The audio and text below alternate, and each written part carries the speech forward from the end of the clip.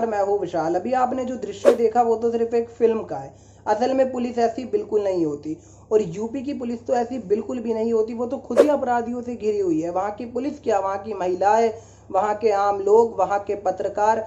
अभी हाल में ही विक्रम जोशी जी को दिल्ली एनसीआर से सटे गाजियाबाद में 10 बदमाशों ने बेखौफ होकर सर से सटाकर गोली मार दी, और ये पूरी वारदात सीसीटीवी कैमरे में भी कैद है।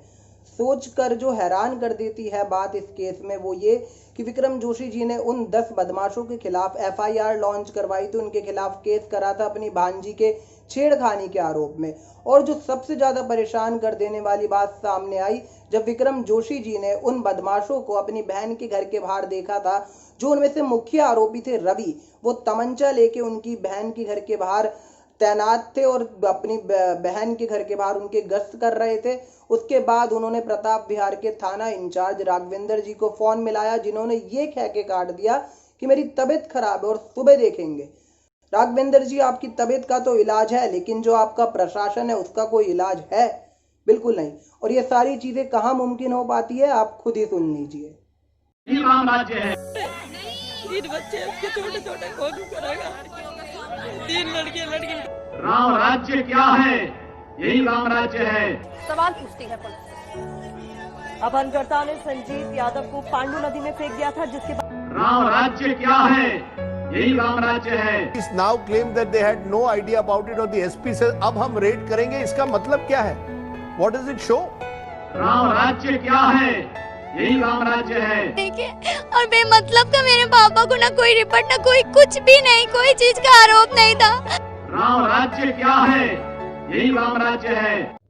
मैंने तो ऐसे राम राज्य की कोई किताब नहीं पढ़ी है, ना ही ऐसा राम राज्य का जिक्र वाल्मीकि की रामायण में था, ना ही ऐसा राम राज्य का जिक्र तुलसीदास की रामचरितमानस में था। अगर आपने ऐसी कोई किताब पढ़ी है तो मेरे को जरूर कमेंट करके बताइए, क्योंकि मैं भी इच्छुक हूँ पढ़ने में। अब हमारा जो मेन स्ट्रीम मीडिया है वो भी इस पूरे मामले में चुप्पी साध लेता है, जो कि चींटी जैसी बात को चीख चीख कर आपके सामने रखता है। खुद हमारे जाने माने एंकर और रिपब्लिक टीवी के editor in chief Arnab Goswami ji पर जब हमले की कोशिश हुई थी, अब मेरी बात पे गौर करिए, हमले की कोशिश हुई थी, उन पे पूरा हमला हुआ भी नहीं था, तब उन्होंने अगले दिन इतना बड़ा बखेरा खड़ा किया था। उन्होंने पूरी दुनिया सर पे उठा ली थी। उन्होंने 3-4 दिन लगातार डिबेट करी और इसका विरोध किया, लेकिन इस मामले में उन्होंने भी मौन व्रत धारण कर लिया। क्यों? क्योंकि इससे टीआरपी नहीं मिलती।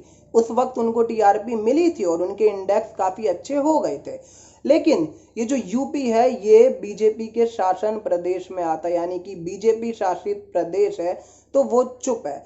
लेकिन दूसरे बड़े नेताओं के, विपक्ष के बड़े नेताओं को वो जमकर लताड़ लगाते हैं। So I just want to tell you, Sonia Gandhi, that you're the biggest coward in this country right now. You, Sonia Gandhi, tried to carry out an attack on me when I was driving back from work. You know. खैर, TV के पत्रकारों और TRP का रिश्ता तो राज और सिमरन से भी ज्यादा पुराना है। विक्रम जोशी जी के मामले में ना सुनवाई ना कार्यवाही, सीधा तमंचा लेके ठाई ठाई। लेकिन ये विक्रम जोशी जी का पहला केस नहीं है। इससे पहले कासगंज में एक रेप पीड़िता बच्ची और उसकी मां को ट्रैक्टर से कुचलकर मार दिया गया। अभी हाल में ही लैब टेक्नीशियन संजीव को अपहरण करके 30 लाख रुपए फिरौती मांगी गई। जब परिवार ने इस पैसे का जैसे तैसे जुगाड़ भी करा, तब भी उसको मार दिया गया और मौत के घाट उतार दिया गया। परिवार पुलिस वालों के सामने बिलखते बिलखते अपनी हालत खराब कर बैठा। इसके साथ ही सोफिया और उसकी बेटी ने भी यूपी विधानसभा के सामने खुद को जिंदा जला दिया था, क्योंकि उनका जो जमीन का विवाद था वो पुलिस से सुलझा नहीं था। और ये सारी की सारी चीजें कहाँ पे संभव है?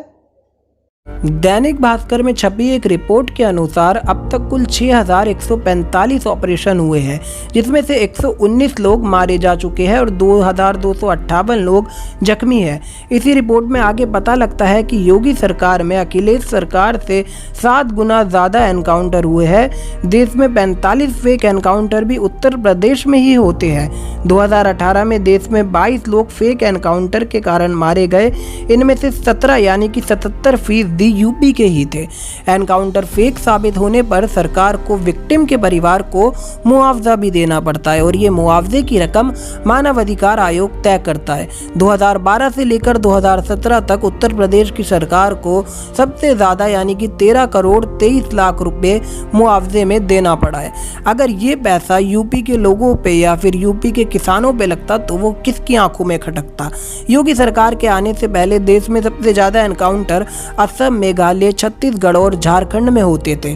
छत्तीसगढ़ और झारखंड नक्सल प्रभावित है, वहीं असम और मेघालय भी उग्रवाद प्रभावित रहे हैं। योगी सरकार आने के बाद यूपी में इन राज्यों से भी अधिक एनकाउंटर होने लगे और इन राम राज्य की राम सेनाओं को तीर और धनुष की जगह तमंचा और चाकू पकड़ा दिया गया, जिससे वे महिलाएं, पत्रकार और राजनेताओं को सरेआम घर में घुसकर मारते हैं। वाह मोदी जी, वाह। मोदी जी तो अपनी तारीफ खुद कर लेंगे, लेकिन मैं योगी जी को जानता हूँ, वो अपनी तारीफ कभी खुद से नहीं करेंगे। तो मैं ही कह देता हूँ, वाह योगी जी वाह। अभी हाल में ही संजीव टेक्नीशियन का केस जब सामने आया तो उन्होंने एसएसपी और डीएसपी को सस्पेंड कर दिया।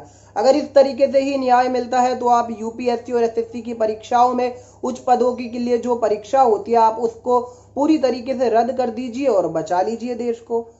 आप अगर इस चैनल पे नए हैं तो हमारे चैनल को सब्सक्राइब करिए। आज की रिपोर्ट अगर आपको अच्छा लगे तो लाइक भी करिए और शेयर भी करिए और देखते रहिए द अनपेड।